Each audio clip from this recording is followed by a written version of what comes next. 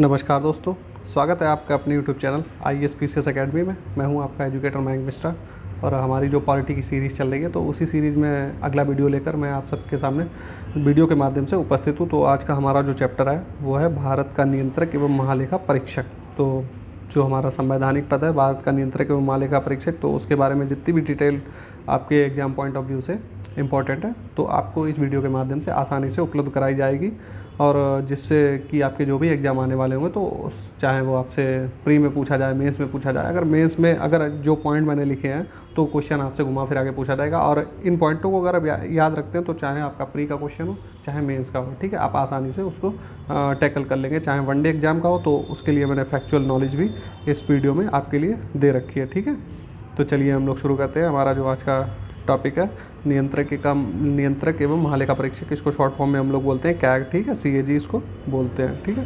तो चलिए शुरू करते हैं। देखिए, यह जो होता है लोक वित्त का संरक्षक होने के साथ साथ देश की संपूर्ण जो वित्तीय व्यवस्था होती है उसका नियंत्रक भी होता है, ठीक है। तो देश की हमारी संपूर्ण वित्तीय व्यवस्था का नियंत्रक कौन होता है? वो होता है कैग, ठीक है, CAG जिसको बोलते हैं शॉर्ट फॉर्म में।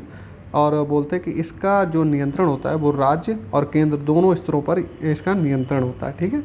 तो ये जो है एक बात याद रखिएगा, जैसे एक स्टेटमेंट वाइज आपसे पूछ लेता है कि इसका जो कार्य होता है वो सेंट्रल लेवल पर होता है या राज्य स्टेट लेवल पर होता है, तो वहाँ पे जो है स्टूडेंट कंफ्यूज हो जाते हैं कि ये अगर, क्योंकि ये तो सेंट्रल लेवल पे हो सकता है, कई मतलब कि वहाँ पे कन्फ्यूजन हो जाती है कि क्या ये सेंट्रल लेवल पर ही काम करता है या स्टेट लेवल। तो ये बात आपको याद रखनी है कि ये सेंटर और स्टेट दोनों ही लेवल पर कार्य करता है। चलिए अब हम लोग बात करेंगे इसकी नियुक्ति को लेकर, ठीक है। तो इसकी नियुक्ति कौन करता है और इसका कार्यकाल कितना होता है, चलिए हम लोग देख लेते हैं। तो बात करें इसकी नियुक्ति की, तो इसकी नियुक्ति कौन करता है? राष्ट्रपति, ठीक है। राष्ट्रपति जो है कैग की नियुक्ति करता है और इसको शपथ भी दिलाता है राष्ट्रपति, ठीक है। बात करें इसके कार्यकाल की, तो इसका कार्यकाल जो होता है वो 6 वर्ष या 65 वर्ष, जो भी पहले हो। देखिए, अगर जैसे कि उसकी पद पर नियुक्ति हो गई है तो अगर वो 6 वर्ष से पहले 65 वर्ष का हो चुका है तो भी उसका पद समाप्त हो जाएगा। और या जैसे कि 6 वर्ष तक उसकी अगर आयु 65 वर्ष नहीं हुई तो अपना पूरा कार्यकाल वो 6 वर्ष का जो है समाप्त करेगा। और वो कभी भी अपना त्यागपत्र जो है किसको देगा? राष्ट्रपति को कभी भी अपना त्यागपत्र सौंप सकता है, ठीक है। और उसको हटाया कैसे जा सकता है, अब ये भी देख लेते हैं कि राष्ट्रपति द्वारा इसे उसी तरीके से हटाया जाता है जैसे उच्चतम न्यायालय के न्यायाधीश को। तो उच्चतम न्यायालय के न्यायाधीश को हम लोगों ने देख ही चुके हैं कैसे हटाया जाता है। तो उसको संसद में विशेष बहुमत के द्वारा हटाया जाता है। और किन किन कारणों पर? दुर्व्यवहार एवं अयोग्यता के कारण पर। मान लीजिए कोई उसने दुर्व्यवहार किया या अक्षम हो गया या अयोग्य है, ठीक है, वो अपना कार्य ढंग से नहीं कर पा रहा है, तो इन जो है बातों को लेकर उसको हटाया जा सकता है। तो हम लोगों ने देख लिया कि किस तरीके से उसकी नियुक्ति की जाती है, कौन उसको नियुक्त करता है, कौन शपथ दिलाता है, क्या उसका कार्यकाल है, कब किस तरीके से उसको हटाया जा सकता है। तो आगे हम लोग देखते हैं कि आगे बात करेंगे कि यह अपना पद छोड़ने के बाद, ठीक है, जब ये पद छोड़ देता तो चाहे वह भारत सरकार हो या राज्य सरकार, तो अन्य कोई भी पद ग्रहण नहीं करता, ठीक है। तो जब ये अपने पद से हट जाता है तो उसके बाद में ये कोई भी अन्य पद ग्रहण नहीं कर सकता, ठीक है। इसका वेतन जो है उच्चतम न्यायालय सुप्रीम कोर्ट के न्यायाधीश के बराबर होता है। तो हम लोगों ने देख लिया इसका वेतन, आपसे स्टेटमेंट पूछ लिया जा सकता है कि इसका वेतन किसके बराबर होता है, तो सुप्रीम कोर्ट के जज के बराबर होता है। अब हम लोग देखेंगे इसकी जो कार्य एवं शक्तियाँ, इसके कर्तव्य एवं शक्तियाँ क्या क्या कार्य करता है और इसके पास क्या क्या पावर है। चलिए देखते हैं इसके क्या क्या कर्तव्य हैं। तो पहला देखते हैं कि वह भारत की जो संचित निधि होती है और प्रत्येक राज्य की संचित निधि, देखिए भारत की संचित निधि और राज्य की संचित निधि दोनों पर ही इसका मतलब कि दोनों को ही ये देखता है। और प्रत्येक संघ शासित प्रदेश हो गया जहाँ विधानसभा हो, ऐसा संघ शासित प्रदेश जहाँ पे विधानसभा हो, कि जो ये सभी व्यय संबंधी लेखाओं का परीक्षण करता है, ठीक है। तो जो भी वहाँ पे खर्चा किया जाता है तो उनकी देखरेख कौन करता है? तो करता है ये CAG। आगे बात करें, वह भारत की संचित निधि हो गई, भारत के लोक लेखा हो गए के सहित प्रत्येक राज्य की आकस्मिक निधि और प्रत्येक राज्य के लोक लेखा के सभी व्यय की लेखा परीक्षा भी करता है। तो संचित निधि हो गई, लोक लेखा हो गई, आकस्मिक निधि हो गई, तो इनसे जो भी खर्चा किया जाता है तो जो खर्चा करने के बाद का जो प्रोसेस होती है तो उनकी देखरेख कौन करता है कि पैसा सही मद में गया है कि नहीं, तो ये कौन देखता है? ये देखता है कैग, CAG। वह केंद्र और राज्य की जो प्राप्तियां होती हैं और व्यय हो गया, देखिए जो आय और व्यय हो गई, उनकी लेखा परीक्षा स्वयं को संतुष्ट करने के लिए करता है, ठीक है। और कि राजस्व का कर निर्धारण हो गया, संग्रहण हो गया, उचित आवंटन हो गया, पर प्रभावी निगरानी सुनिश्चित करने के लिए नियम एवं प्रक्रियाएं भी बनाता है, ठीक है। किन किन तरीक़ों से उन पर नियंत्रण रखा जा सकता है, ठीक है, तो ये नियम भी बनाता है। बात करें कि वह जो है निम्न प्राप्तियों और व्ययों का लेखा परीक्षण भी करता है। तो कुछ अलग से पॉइंट है तो जिनको देख लेते हैं कि और किस किस का लेखा परीक्षण। देखिए, वे सभी निकाय हो गए, प्राधिकरण हो गया, जिन्हें केंद्र सरकार या राज्य सरकारों से अनुदान मिलता है। ठीक है, ऐसी कोई भी संस्था हो गई जिसको केंद्र या राज्य से पैसा मिलता है, ठीक, अनुदान मिलता है, तो वो उनके जो आय व्यय का जो लेखा जोखा होगा तो उसकी जो है निगरानी कौन करता है, वो करता है कैग। ठीक है, और जैसे सरकारी कंपनियां हो जाती हैं, ठीक है, उनकी आय व्यय का लेखा जोखा कौन करेगा, कैग करेगा। जब संबद्ध नियमों द्वारा आवश्यक हो तो अन्य निगमों, ठीक है, अन्य निगम हो गए, अन्य निकाय हो गए, तो उनका लेखा परीक्षण भी कौन करता है, ये करता है हमारा कैग। आगे बात करें कि वह केंद्र सरकार के लेखों से संबंधित रिपोर्ट राष्ट्रपति को देता है। ठीक है, ये क्वेश्चन, ये जो है स्टेटमेंट आप याद रखिए, अक्सर कर आपके एग्जाम में पूछ लिया जाता है कि ये अपनी रिपोर्ट किसको देता है, तो ये रिपोर्ट अपनी देता है राष्ट्रपति को। राष्ट्रपति रिपोर्ट मिलने के बाद में क्या करता है, उसको संसद के पटल पर रखता है। ठीक है, सेम कंडीशन यही होती है कि जो राज्य संबंधी रिपोर्ट होती है तो जो है वो राज्यपाल को रिपोर्ट सौंपता है, और राज्यपाल कहाँ पर रखता है उसको, राज्य के विधानमंडल में रखता है उस रिपोर्ट को। और आगे देखते हैं कि वह संसद की लोक लेखा समिति के गाइड, मित्र और मार्गदर्शक के रूप में भी कार्य करता है। ठीक है, तो जो लोक लेखा समिति है, इसके बारे में हम लोग जो समितियां वाला चैप्टर आएगा तो उसमें हम आपको डिटेल में इस लोक लेखा समिति हो गई, प्राक्कलन समिति हो गई, इन समितियों के बारे में एक अलग से वीडियो आएगा, अलग से लेक्चर लूँगा, तो उसके बाद तब मैं आपको समितियों के बारे में जानकारी दूंगा। तो जो लोक लेखा समिति होती है तो उसके गाइड एवं मित्र और मार्गदर्शक के रूप में कौन कार्य करता है, तो भारत का नियंत्रक एवं महालेखा परीक्षक। ये क्वेश्चन आ चुका है और आगे भी आने की संभावना है।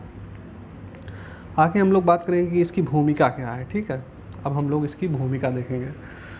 तो इसकी क्या भूमिका है कि वित्तीय प्रशासन के क्षेत्र में, ठीक है, भारत के संविधान एवं संसदीय विधि के अनुरक्षण के प्रति महालेखा परीक्षक उत्तरदायी होता है। ठीक है, और क्या है कि कार्यकारी, यानी कि कार्यकारी कौन होता है, मंत्रिपरिषद होती है, जो कार्यपालिका हो गई उसको ही बोलते हैं मंत्रिपरिषद, की संसद के प्रति वित्तीय प्रशासन का उत्तरदायित्व जो है कैग की लेखा परीक्षा रिपोर्टों के माध्यम से सुनिश्चित किया जाता है।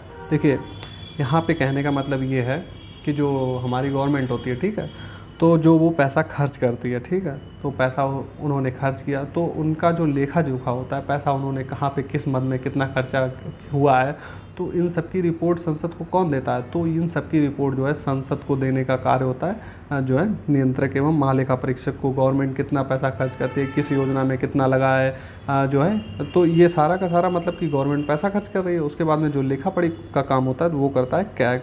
तो जो विपक्ष होता है तो वो समय समय पर ऐसा तो है नहीं कि गवर्नमेंट कहीं पे भी कितना पैसा खर्च कर रही है तो किसी मद में भी कितना पैसा खर्च कर दिया तो विपक्ष है या जनता हो गई जो वो, तो उनको अगर जानना है कि ये पैसा वाकई में सही जगह पे गया है तो ये कौन तय करता है, ये तय करता है भारत का नियंत्रक एवं महालेखा परीक्षक। इसका परीक्षण करता है कि हाँ ये पैसा इतना इसमें योजना में गया।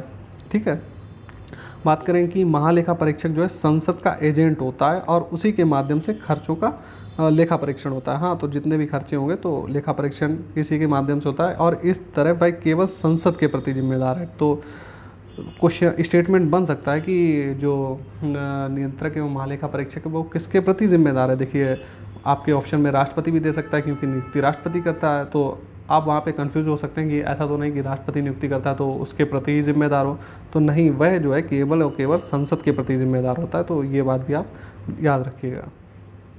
आगे हम लोग बात करेंगे कि कैग को यह निर्धारण करना होता है कि विधिक रूप में जिस प्रयोजन हेतु धन संवितरित किया गया है वह उसी प्रयोजन या सेवा हेतु प्रयुक्त या प्रभारित किया गया है। तो क्या देखता है कि जिस काम के लिए धन को जो है भारत की संचित निधि से निकाला गया है, क्या वो धन उसी कार्य के लिए ही इस्तेमाल किया गया, ऐसा तो नहीं उस धन का दुरुपयोग किया गया हो या उस धन से किसी और को लाभ पहुंचा हो, कहीं उस धन का भ्रष्टाचार तो नहीं हुआ। तो ये सारे काम कौन देखता है, कैग देखता है। और क्या करता है कि कैग का भारत की संचित निधि से धन निकासी पर कोई नियंत्रण नहीं होता।